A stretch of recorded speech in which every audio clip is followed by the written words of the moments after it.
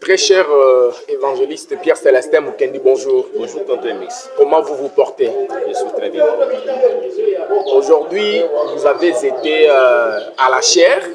De quoi vous avez parlé? Nous avons parlé avec le livre des Jean, chapitre 4, verset 20 jusqu'à 22. Le thème est intitulé Nous adorons celui que nous connaissons. Ce sont les paroles du Seigneur lorsque la femme samaritaine lui présentait les deux lieux d'adoration. Il a dit que leur père adorait sur la montagne de Samarie. Vous les Juifs dites que le lieu faut adorer c'est seulement à Jérusalem. Le Seigneur a dit, femme, crois-moi, l'heure vient, vous n'allez pas encore adorer le Père sur cette montagne, mais vous à Jérusalem. Vous adorez ce que vous ne connaissez pas. Nous adorons ce que nous connaissons parce que le salut vient des Juifs. Là, il faisait allusion de lui-même parce que c'est même le salut. Il a été engendré selon la chair par les Juifs. Maintenant, nous adorons ce que nous connaissons. C'est dans le sens que le Dieu que nous adorons s'appelle Jésus-Christ. Prouver que vous adorez, vous le connaissez, c'est faire sa volonté. Quelqu'un qui connaît le vrai Dieu, parce que ce n'est pas juste dire verbalement que Dieu s'appelle Jésus-Christ, et cela signifie que vous le connaissez. Si vous dites que Jésus-Christ est votre Dieu créateur, ça signifie que vous devez aussi connaître ce qu'il veut, c'est-à-dire ce qu'il a institué comme étant maison de Dieu, ou sa maison, ou son église.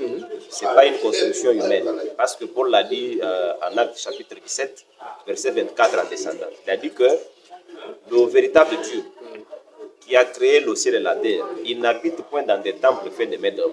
Maintenant, quand quelqu'un aujourd'hui érige un hangar, une maison, il l'appelle maison de Dieu, même s'il l'appelle Jésus-Christ son Dieu, son créateur, il ne le connaît pas. Deuxième des choses, les mains humaines ne peuvent pas travailler pour ces dieux-là. Oh non, j'ai travaillé, j'ai gagné $100, Dieu prenait. Non. Parce que lui, il ne mange pas la viande, il ne boit pas le sang. Ça, c'est Psaume 50, verset 7 jusqu'à 13. Vous êtes sûr? Tout à fait. C'est écrit dans... N'est-ce pas qu'il a mangé chez Abraham? En fait, là, c'est Jésus-Christ quand il avait pris la chair humaine. Aujourd'hui, Paul dit en 2 Corinthiens 5, vous voyez, il dit que nous ne connaissons pas encore Jésus-Christ selon la chair. Parce que ceux-là qui réclament ces matériels, pour eux, ils ne pensent pas à un Jésus qui marche comme ça. Ils trompent qu'ils donnent à ces dieux-là qui sont au ciel. Alors que ce sont... Est-ce que ça n'arrive pas chez ces dieux-là? Non. Est-ce que vous avez déjà vu les billets monter? Ils peuvent faire une fausse prière, Seigneur, reçois l'offrande, ça ne peut jamais monter au ciel. Regardez au verset 29.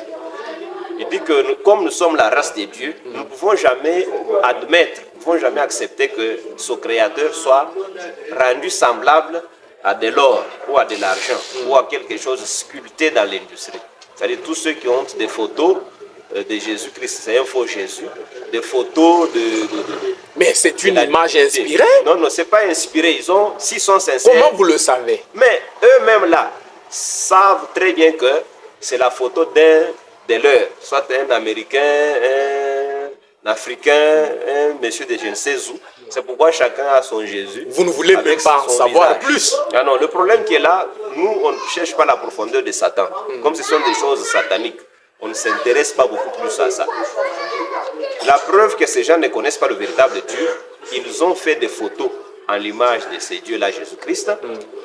Regardez, ils ont des statues, ils ont autant d'histoires. Alors qu'à Israël, on avait dit, en Deutéronome chapitre 4, verset 15 jusqu'à 19, lorsque tu es allé à la montagne d'Horeb, tu n'as pas vu la figure d'un homme, d'un animal ou d'un oiseau, où levant tes yeux vers le ciel, tu vois les astres, tu ne peux jamais commettre l'erreur de faire des représentations pareilles pour les adorer. Ça, sont des choses données aux païens.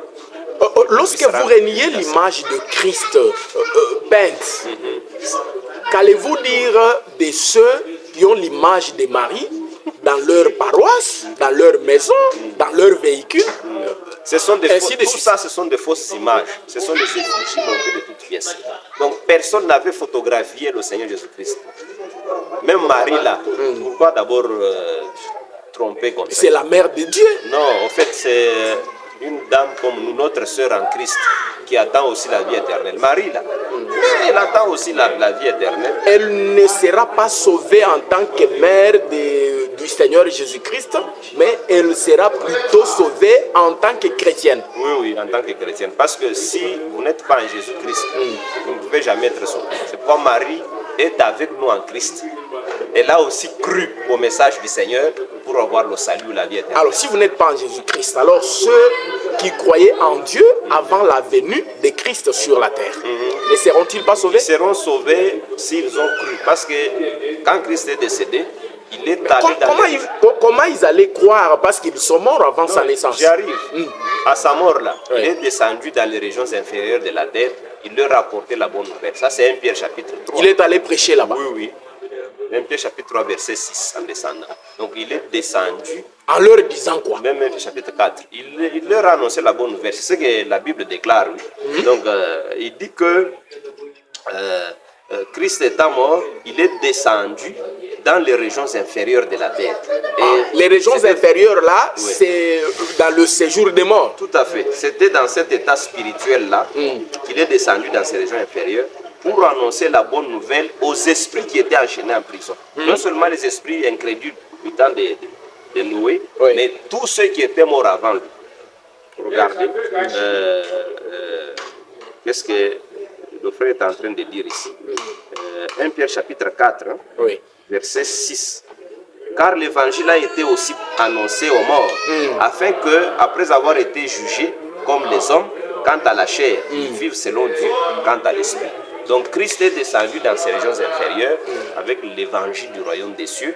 Il l'a annoncé à tous ceux qui étaient morts avant lui. Maintenant, tous ceux qui meurent après Jésus-Christ, bon, s'ils n'ont pas cru, pas de repêchage, ils seront condamnés. On ne peut pas organiser une prière pour les morts, non, comme nous l'avons vécu récemment. Ce sont des voleurs, ces gens qui font des fausses prières là. Ce sont des voleurs parce qu'ils réclament et l'argent et les coqs et les chèvres, alors que ces prières ne peuvent jamais impacter. Mais Dieu est compatissant, non, il est miséricordieux. Luc chapitre 16, verset 19 jusqu'à 30. Il dit quoi? Le Seigneur a présenté la parabole de l'homme riche et du pauvre Lazare.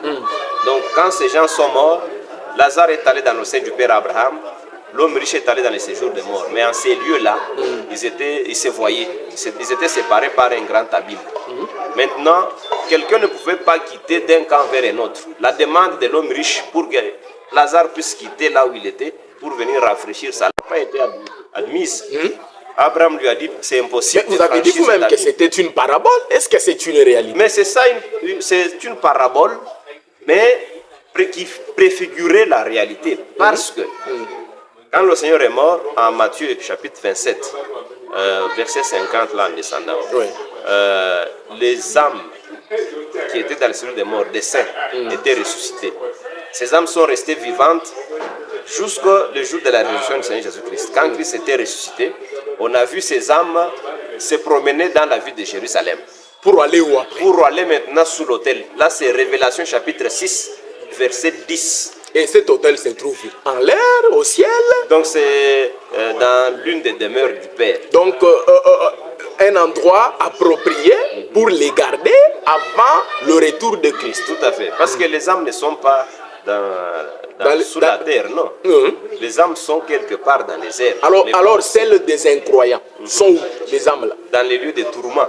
C'est toujours dans les airs. Déjà dans les lieux de tourment. Mais ce n'est pas la Comment?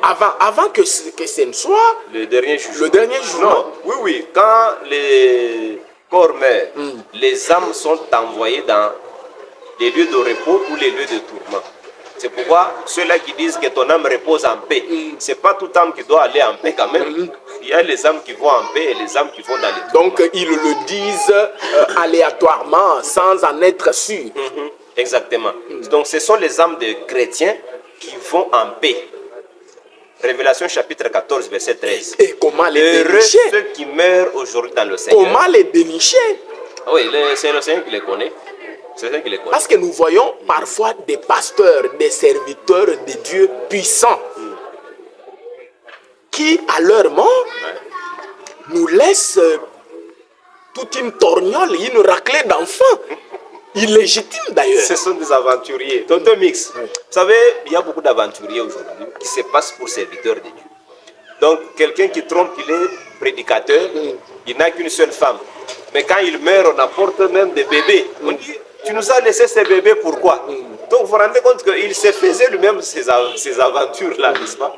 Donc, les véritables chrétiens, ils sont remplis du Saint-Esprit. D'abord, il y a un témoignage qui est rendu par le Saint-Esprit lui-même. De deux, le Seigneur lui-même les garde dans son évangile. Ils pratiquent l'évangile. Ils vivent selon l'évangile. Donc, quand ces gens meurent, même si nous nous disons, vous savez, il y a des gens que nous pouvons dire qui sont dans l'évangile, mais quand ils meurent, Christ dit non, il n'a jamais été dans mon évangile. Il le renie. C'est pourquoi il y a une portion de Dieu que nous laissons. Alors, que répondez-vous à ceux qui disent que c'est vous qui êtes aventurier parce que vous égarez les gens, vous les incitez à désobéir à la parole de Dieu en refusant de payer leurs dîmes ou leurs offrandes? Je leur dis qu'ils sont dans l'erreur. Ce n'est plus moi qui ai déclaré tous ces passages que je suis en train de lire. Ces paroles ne viennent pas de moi. C'est l'enseignement du Seigneur confirmé par ses apôtres. C'est Christ qui a dit en Matthieu chapitre 5, il a donné la réformation. Il a dit, vous avez appris que, moi je vous dis que. Donc ils avaient appris de qui? De Moïse. Mais moi je vous dis ça. Christ est la vérité. C'est que Christ a effacé tout l'enseignement de Moïse. Tout à fait. Il a effacé ça. C'est Colossiens chapitre 2, verset 14 et 15. Hébreux chapitre 10, verset 5 jusqu'à 9. Christ entrant dans le monde disait, Père, tu n'as voulu, tu n'as agréé ni sacrifice ni offrande. Tout ce qui s'est donné selon la loi de Moïse, tu les as supprimés. À leur place, tu m'as formé un corps. Il a aboli la première chose. Ça, c'est Hébreux 10, 9. Christ a aboli. Ça, il a supprimé. La première chose, il a La première chose, là, c'est la loi de Moïse. La loi de Moïse, le culte de Moïse, les offrandes enseignées par Moïse, tout ce que Moïse a fait. Tout ce qui s'organisait comme culte avant sa venue. Oui, il a supprimé ça. Il a remplacé cela par la seconde chose, qui est son culte spirituel. Vous connaissez celui que vous adorez.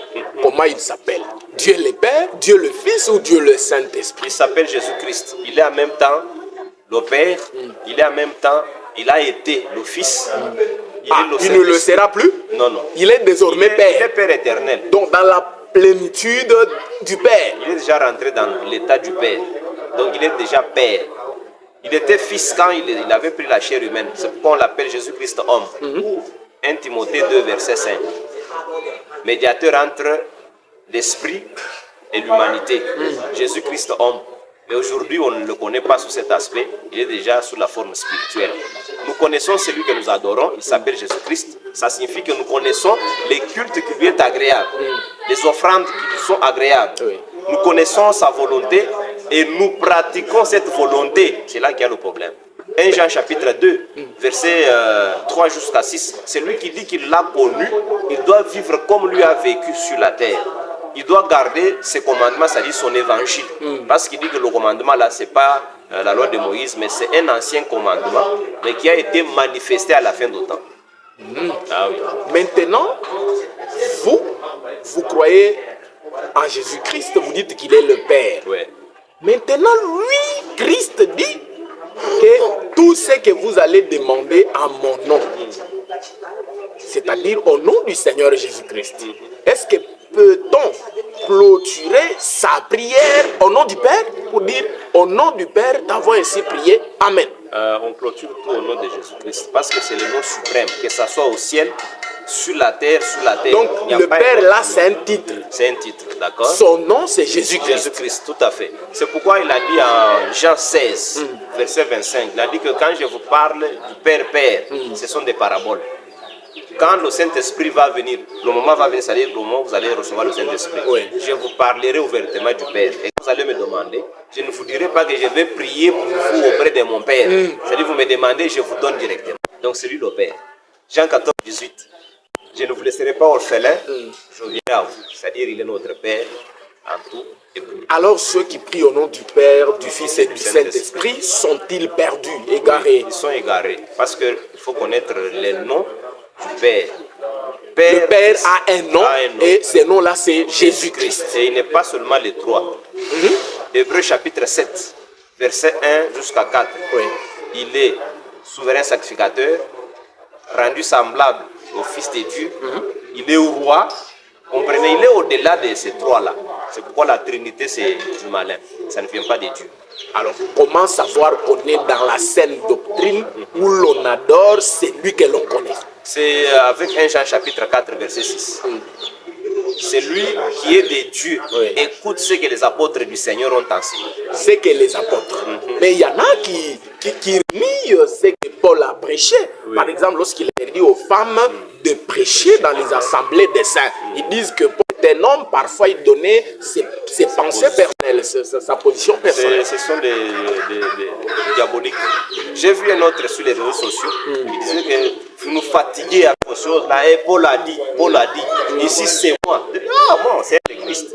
Celui qui n'est pas de Dieu n'écoute pas ce que les apôtres Peut-être ont déclaré. que le Saint-Esprit là, ouais. Non, c'est la preuve qu'il a l'esprit de l'erreur. 1 Jean chapitre 4, verset 6. Celui qui n'écoute pas ce que les apôtres ont enseigné, il a l'esprit d'erreur. Il a reçu un esprit d'erreur. Donc vous comprenez que pour connaître qu'on est dans le Dieu véritable, il faut garder sa parole. Il faut pratiquer sa parole. Jean chapitre 8, verset 30 jusqu'à 36. Vous connaîtrez la vérité vous affranchira.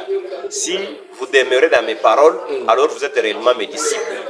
Donc celui qui n'est pas dans l'évangile du Seigneur, qui ne pratique pas cet évangile, ne connaît pas le Dieu véritable. Parce que quelqu'un ne peut pas dire théoriquement que je le connais, mais sa vie est souillée. Non.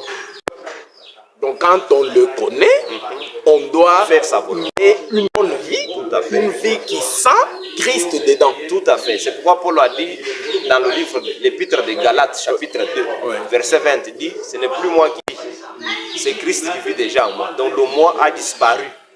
Voilà, en une minute, le résumé de votre prêche d'aujourd'hui. Merci beaucoup. En une minute, je peux dire que nous adorons ce que nous connaissons. Ça signifie que nous adorons Jésus-Christ, le vrai Dieu. Nous connaissons sa volonté. Nous connaissons son culte, son royaume. Son culte, c'est-à-dire les offrandes qui sont agréables. Nous connaissons son nom. Parce que connaître son nom, ce n'est pas dire Jésus-Christ tout court. C'est-à-dire c'est connaître tout ce qu'il a fait. Tous ses attributs. Donc nous vivons selon son évangile. C'est la preuve que nous le connaissons. Nous gardons son évangile. Nous partageons son évangile. Nous vivons selon cet évangile. Voilà la preuve. Vous êtes rassurés que tous ceux qui vous ont suivis auront la vie éternelle. Ceux qui croient. 1 Jean chapitre 5 verset 13. Vous avez déjà la vie éternelle, vous tous qui croyez au nom du Fils de Dieu, c'est-à-dire ceux qui nous ont suivis, s'ils ont accepté de tout leur cœur, eh bien, ils ouvrent le cœur au Seigneur, Dieu vient placer le Saint-Esprit dans leur cœur. Très cher évangéliste Pierre Célestin Mukendi, merci. Merci, Tonton Mix.